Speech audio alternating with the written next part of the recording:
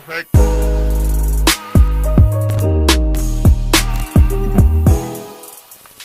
Hey, yo, what's going on, folks? It's your boy Taz coming at you with the episode 3 review for Demon Slayer.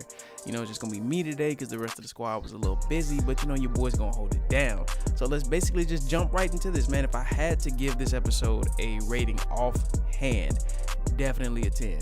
And you know, just hear me out. I can't speak for everybody else, but this is why. So when you get into the episode, you're watching Tanjiro go through the remaining bits of training that Urokodaki had to teach him. OG wasn't letting him have it easy.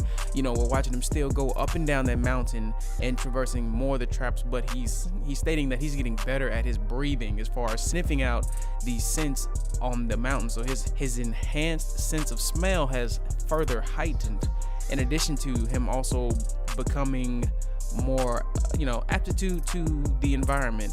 But then he has to start learning to, traverse the terrain with the sword, which made it a little difficult at first, but he kind of bared with it. But through all the training, there was a lot of bits and pieces where there were theatrics. There was all this comedy of him failing, or saying the traps were getting a little more intense, or him just about to lose it, or even moments where it was hands-on with OG-san, and Urokodaki was just like trying to teach him these breathing exercises, which I'll hint at something later that I'm speculating in my own mind. The 10 water breathing forms. So as he was trying to do these water breathing forms, he kept striking poses. He's like, this, he was like, wrong. And this one, he's like, wrong. This, and then he just starts punching him dead in the stomach. So like every time he tried to learn a new breathing technique, if he didn't tighten his core, OG just let him have it, just giving it to him straight in the gut. But even then, in this episode, we're learning more about the Demon Hunter Corps. So how they've been around for quite some time. They're an organization outside of the government that have several hundred members that have existed for a fair bit of time, and the head person to this organization has still to this day never been seen, nor do they know much about him, though we do get a subtle a shadowy outline of some people on top of the mountain. We see our boy Giyu at the top, and then some people further on back, which I'm assuming might be one big taller gentleman, could be the lead guy or potentially not be the lead guy. So that was something that we got to see. Then explaining more about the demons, stuff we already know, basically how they can heal themselves, they can grow limbs. But aside from the the normal stuff, each demon can have different types of abilities. So not all of them need to have the enhanced strength. Some can even have otherworldly abilities. Anything's possible outside of just speed, strength, regeneration. Some may be able to generate lightning, breathe fire, teleportation. It's endless, as we don't know much about it just yet. So when it all came down to it, when Urokodaki was done teaching Tanjiro what he had to teach him, there was nothing else. He let him know that basically at this point, there's nothing more that I can teach you, but I'm not the only person who does this. There are multiple trainees and trainers, and each person has their individual location and individual style as to how they train their pupils.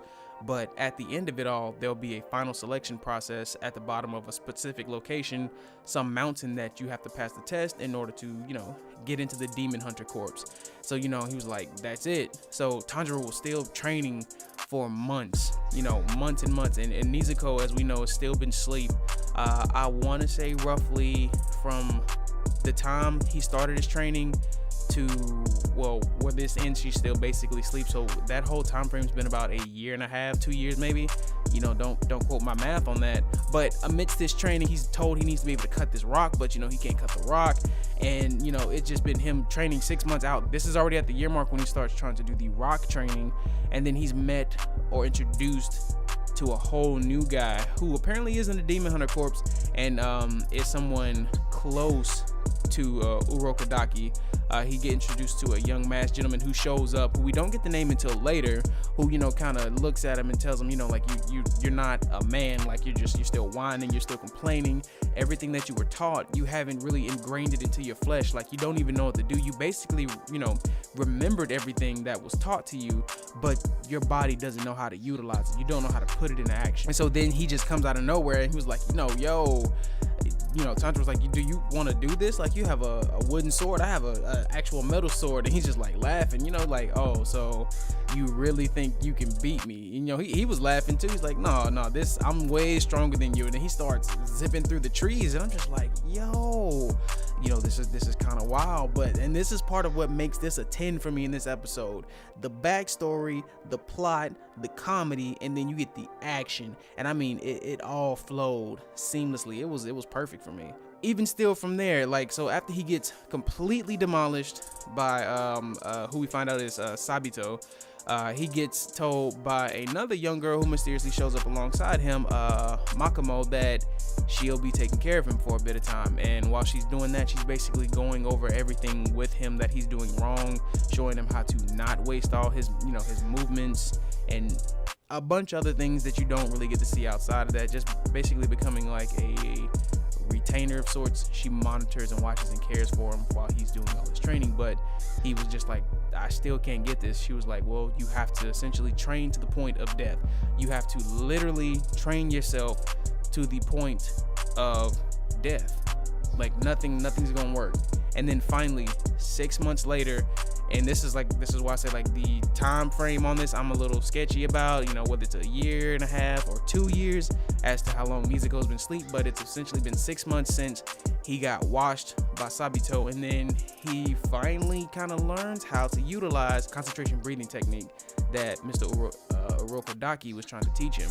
And he successfully, what he assumes, and what I assumed it as well when I was looking at it, he slices, you know, Sabito's mask, and lo and behold, he actually cut the rock. So I'm kind of not sure what was going on. Maybe they were a figment of his imagination. No, they were definitely real, but I'm just confused as to how that cut into Sabito's mask, you know, actually ended up bypassing him and actually cutting the rock. Or was that just, you know, a figment of his imagination the entire time?